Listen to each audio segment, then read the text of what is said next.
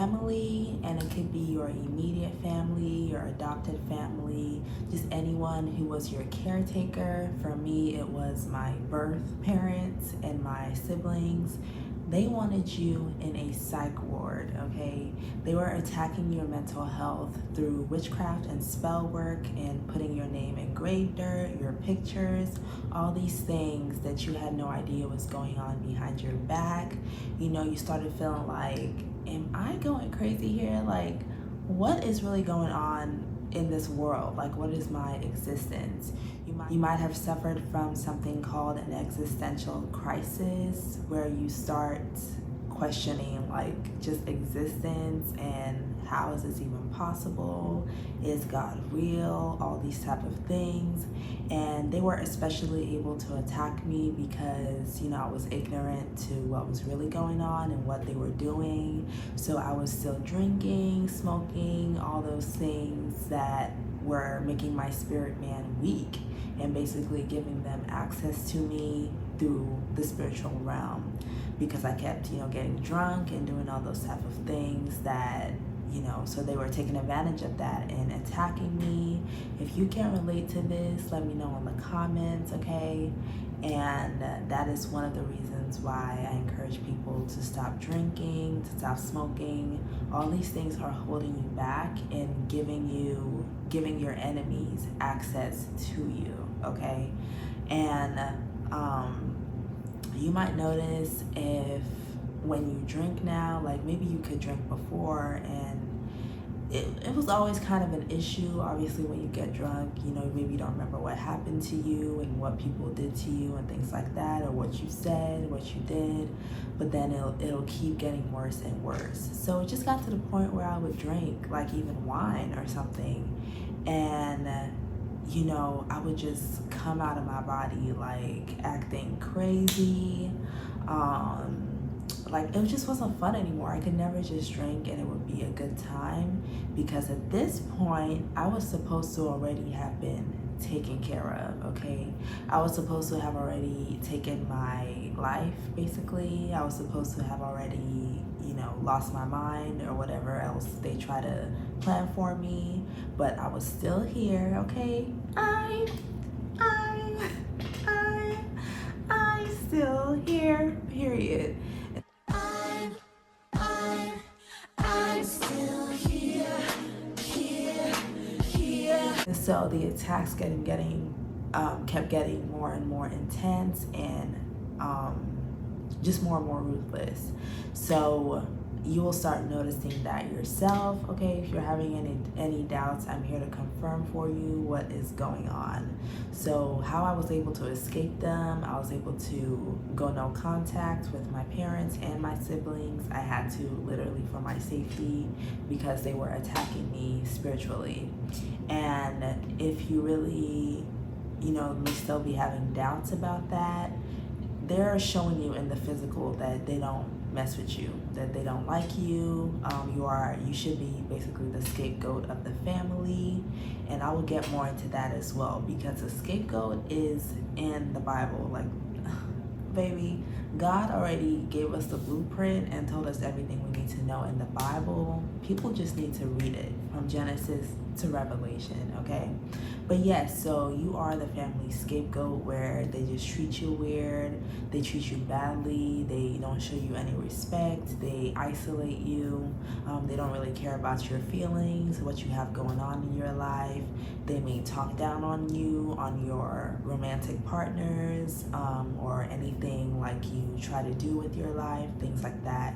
So those are signs physically that spiritually these people are not good for you, and not even just not good, but they are literally seeking your demise and trying to end your life, okay? So I don't want to freak anyone out, and this is not for you to go asking them questions, because they're never going to admit it, really. These people are going to hold on to what they did to you until kingdom come. That's why God said vengeance is his. So don't worry about trying to get people to admit what they've done to you.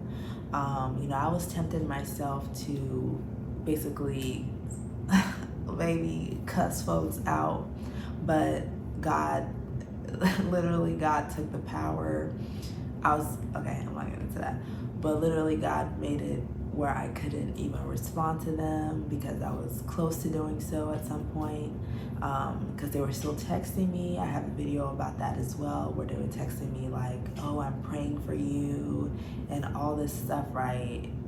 Baby, they're not praying for you. They are maybe praying, but they're not praying to the Most High. They are praying to something else, and they are praying for your demise, okay?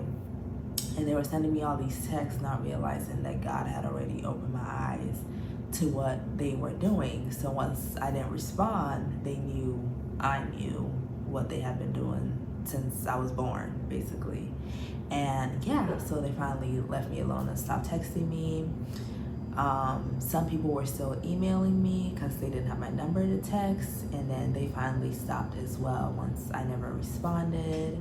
You've been caught, the game is over with, you know, now it's time for God to do what he has to do, and it's time for you to elevate and move on and keep growing in your life. Now it's time for you to really receive your blessings.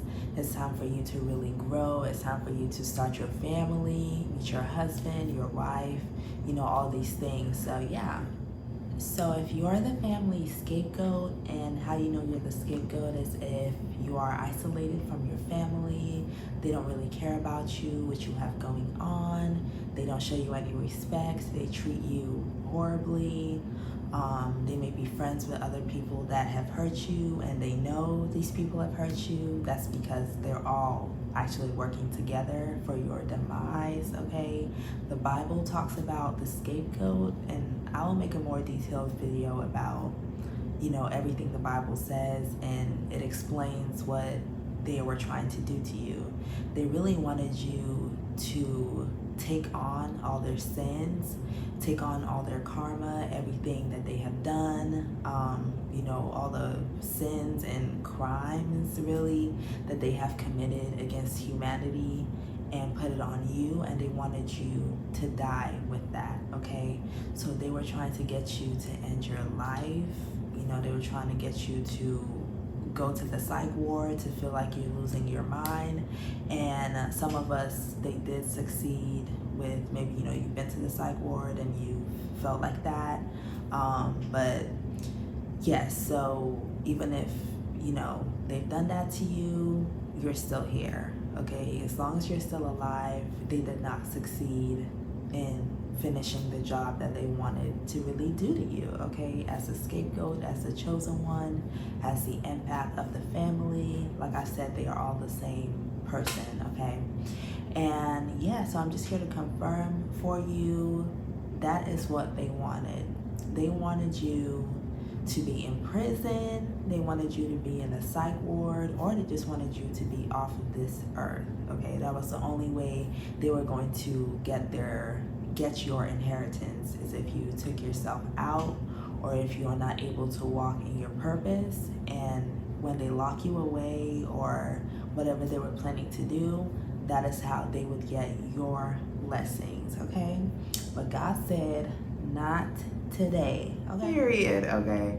So yeah, so we survived. They did not, the holes that they were trying to dig for us, they fell into them. And that's why God said that vengeance is his and his alone, okay?